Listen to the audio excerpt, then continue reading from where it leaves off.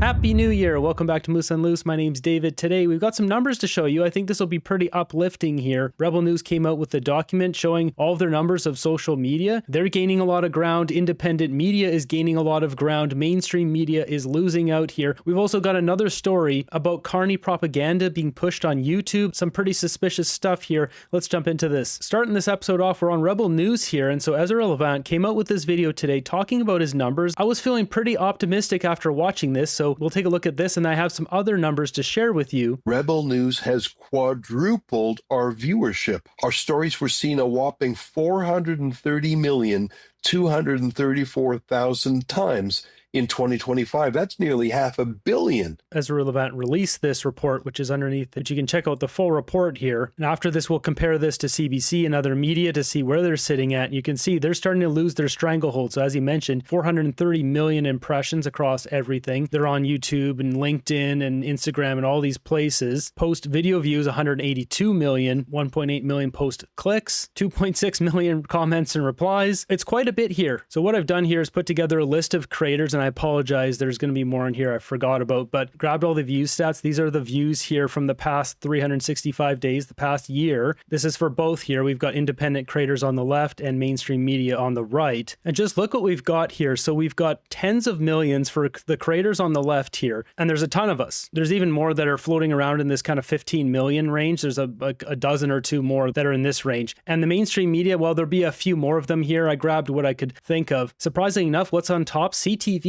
815 million views. CBC's 539 million views. I didn't put all the extra stats in here, but basically CTV has significantly increased in views this year, and I think that's because people aren't trusting CBC, probably from the last election. Pierre Poilievre didn't have a campaign against CTV, really. It was mostly defunding the CBC, and people have realized that CBC lies. They're horribly partisan. CTV's bias is a little more discreet. Something to note too, Global News, their numbers have dropped. They have 386 million views for the year. Rebel News is 103, City News at 100, CP24 97 million, Toronto Sun 52 million, and Juno News 18 million. So if you contrast that to the left side here with the creators, these are mostly individuals here doing these channels, and while we're not quite reaching these numbers here, we're not that far off. So this is quite something. Independent media is truly taking over this space, and then you've got independent news sources like Rebel News and Juno News are also rising in the ranks here as mainstream media continues to lie to Canadians. Even CTV, I think people forgot about it, but that whole debacle when they chopped up one of Pierre Poilievre's in the hallway interviews and then made him say something he didn't say, like that kind of stuff, people don't forget that, and once you lose the trust, it's over. Personally, when I look at the numbers here and I see the creators rising up as well as independent media, it gives me hope that we will get our country back here eventually. And while I was just showing YouTube stuff there, I thought I'd just show you the back end here of Facebook. So I've gotten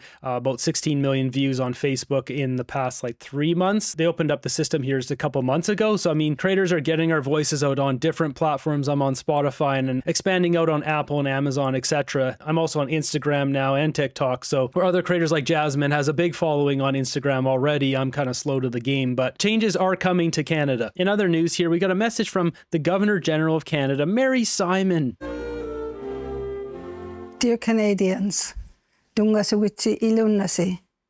this past year, I witnessed extraordinary solidarity unfold across our country. Oh yeah? We have the biggest movement of separatists in Canada right now. Unity of communities affected by wildfires. Alrighty, I think we've had enough of Mary Simon. Those darn wildfires. If only the Liberals would spend some money on some water bombers, but then they wouldn't be able to fearmonger about wildfires. We've also got a countdown here from Jan Arden and Palestine. Nothing says New Year's in Canada like Palestine. 7, 6, 5, 4, 3, 2. What a joke. Happy Like this clown show, look at this. Like, get these flags out of here. These people did show up in numbers in Toronto to protest the country that brought them freedom, I guess.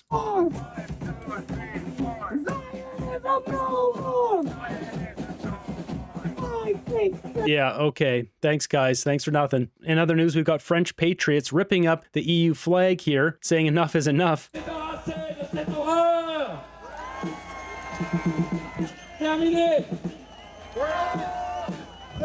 There's a lot of separatists, freedom movements going around the world right now. I mean, Iran, they're trying to take their country back, mass revolts, people taking off their face coverings and letting their hair out, doing gymnastics in public, stuff like that you're not allowed to do before. Here we've got quite the video. It says New Year's celebrations across East Vancouver. Wow. This is crazy.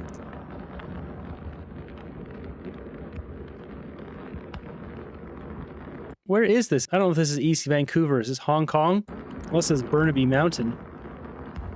Unless they're like up at Simon Fraser University? I don't know, but wherever this is, there's a lot of fireworks. Some people saying that's Port Coquitlam. I don't know. In other news here, we've got a church being burned in Amsterdam because, well, because that's what happens. Fortunately, that is sad. And here's another look at that church being burned in Amsterdam. Okay, film us. Oh my God. Oh. Jumping ahead, we got this one from conservative Raquel Dancho. It says, foreign investment in Canadian securities has plunged 60% so far this year. Meanwhile, Canadian investors ramped up their investments abroad, driving the largest net capital outflow since the world event. Of course they have. That's the environment Mark Carney has set out. I mean, Mark Carney himself is not invested in Canada. He doesn't care about our country. He's invested in America, 91%. As Raquel is quoting here, foreign money leaving and Canadians investing more abroad define this year's capital flow picture. 2025's capital outflow under PM Carney culminated in an unprecedented result with 62 billion leaving Canada's economy. That is the Liberals' record. Yes, it is. This is the money Canadian firms need to scale up and prosper, and it's going to the US. If our government doesn't create the conditions necessary for investment, we risk suffocating our firms and further deepening our dependence on the Americans. It's almost like that's exactly what Mark Carney wants because he's 91% invested in America. And as the first comment here says, why should Canadians invest in Canada when Carney clearly hasn't? The only solution is a conservative majority government which repeals all the woke legislation and policies from the Trudeau and Carney era. Next up, we have a bit of an interesting situation here. I don't normally talk about other YouTube channels, but we are here today because something is very suspicious about two channels that have come across here. We've got The Rational Perspective. This is a new channel. You can see 2,000 subscribers, 22 videos. And what is this? It's a channel of Jeffrey Sachs. Going to the bottom here, this started 3 weeks ago. You can see the same thumbnail in all of them, and it's Jeffrey Sachs supposedly sitting here. Well, this is all AI. Now, first off, who's Jeffrey Sachs? Jeffrey Sachs, American economist and public policy analyst, professor at Columbia University, former director of the Earth Institute, Sustainable Development and Economic Development. Sachs is a director at the Center of Sustainable Development, Columbia University. So you can see where we're going with here. This is a leftist guy who's all about the sustainable development goals, all these kind of things. We can see him supposedly sitting here. Once again, this is fake. This is AI. Every video on this channel is fake AI. Class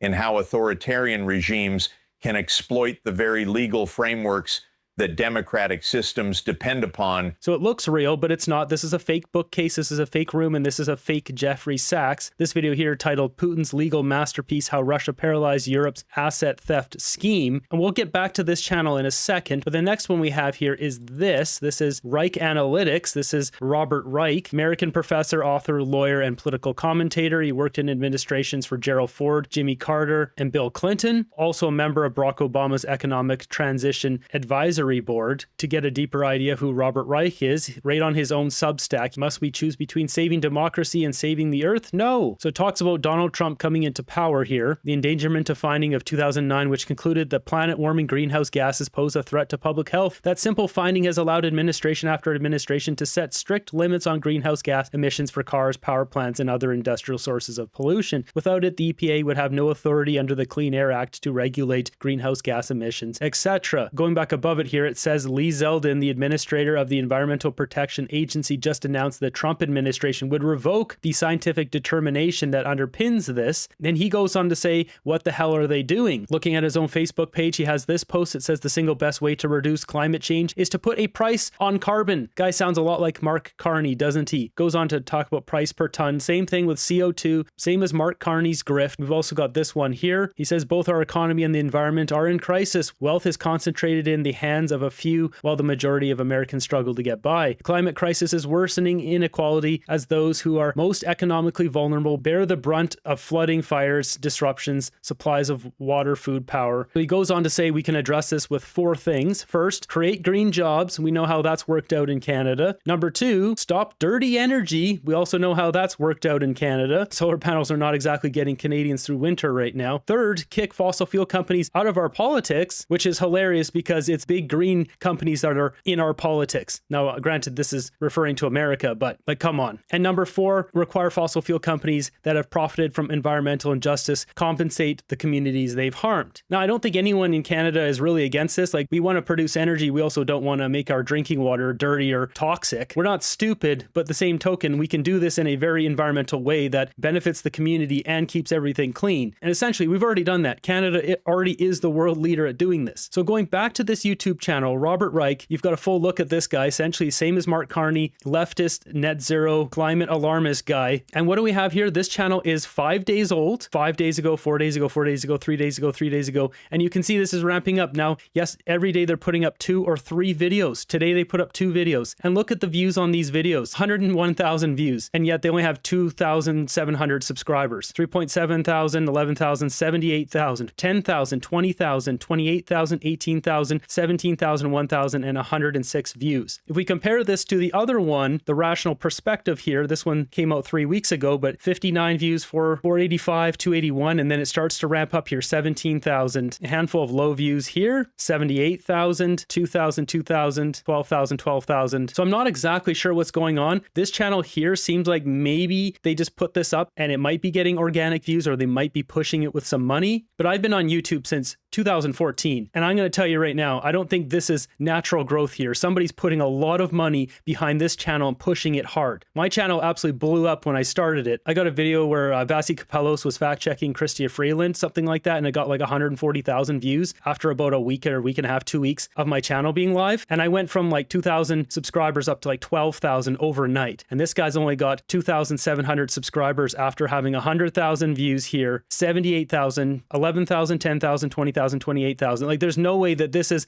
natural progression. I think somebody's pushing a lot of money behind this channel. And what do we see here in all these thumbnails here of this supposed leftist, it's AI, by the way, this is all AI, version of Robert Reich? Mark Carney's face in every single thumbnail here. This is like a propaganda channel for Mark Carney, supposedly coming from Robert Reich. Here we have phony baloney AI Robert Reich. And what does he have to say? It's full of lies. I'm going to fact check this dumb AI video here just to show you, I think we're witnessing propaganda being pushed out by a ton of money here with false claims and false facts. And to cue this up, this video is titled America's 25% Nuclear Crisis, Why Carney Holds All the Cards Now, Robert Reich. Here's where the deeper story begins to take shape, and where you start to see just how strategically brilliant Canada's response has been. The moment Trump and strategically brilliant. Mark Carney was so good at pushing back Donald Trump. Keep in mind, this came out 2 days ago. It's not like he wrote this as it was happening. It was very optimistic of Carney. We know what's happened here. It's been an utter failure, and yet this is what's getting pushed out. Intensified trade hostilities,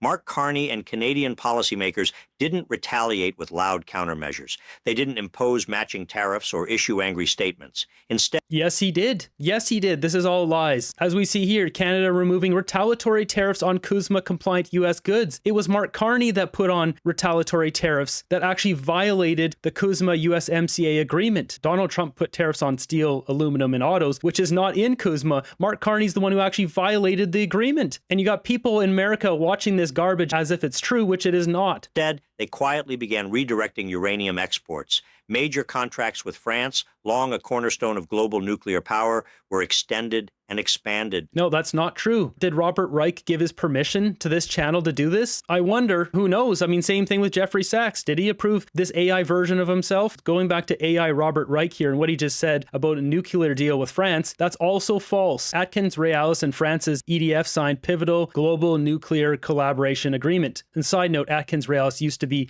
SNC-Lavalin, as in SNC-Lavalin scandal that Justin Trudeau is wrapped up in. But anyways, that's a little side note there. This agreement here isn't what he said, expanding uranium and nuclear with France. This is just a global agreement to work together with France, expanding global partnership, collaborating on opportunities. This is not securing uranium for France, or it's securing more nuclear for France, because what he's saying in this video is that Donald Trump missed the boat and Carney signed all these new deals and now America's going to miss out, which is not what's happening. This is all propaganda. New partnerships with China, which is building nuclear plants faster than any country in history. We're not going to listen anymore to this. This is dumb. That did not happen. So somebody's paying for this filth to be pushed out on the internet and then spending $1 zillion to push it out to people. As we see here, you're going to pay for 101,000 views. It's going to cost a lot of money. Now, the question is, who made these channels? And we do have one indication. You can see here, the country of origin, Turkey. That's interesting. And I'm putting this out there because I'm hoping somebody knows how to look up a way to connect this channel to whoever this is in Turkey, because I've hit a brick wall on this one. I don't know where else to look to figure out. I mean, it's a hard thing to look up a YouTube channel aside from this. There's no contact information on here. It just says, disclaimer, this is an independent fan-created channel dedicated to exploring economics, yada, yada, yada, pushing Mark Carney propaganda with false information. It says this is not affiliated with him, but he's just going to generate a whole bunch of fake stuff and use his image in doing so. And looking at this one here, the Rational Perspective, Jeffrey Sachs, you can see here this one also comes from Turkey. So I think these both came from the same guy. The same person is generating these. Aside from that, though, all I can say is we got to keep an eye on this, especially this channel here, because it's pushing outright lies and promoting Mark Carney here. You got to wonder, are the liberals behind this? Does Carney want to have a positive image about himself put out there, pay someone in Turkey to do this? So I don't know. I don't know if that's what's happening. Anything's possible. Looking at it here, we have 11 videos that are all very pro Mark Carney. Every single one of them. His face in the thumbnail here, utilizing Robert Reich's image. Something is very suspicious about these two channels.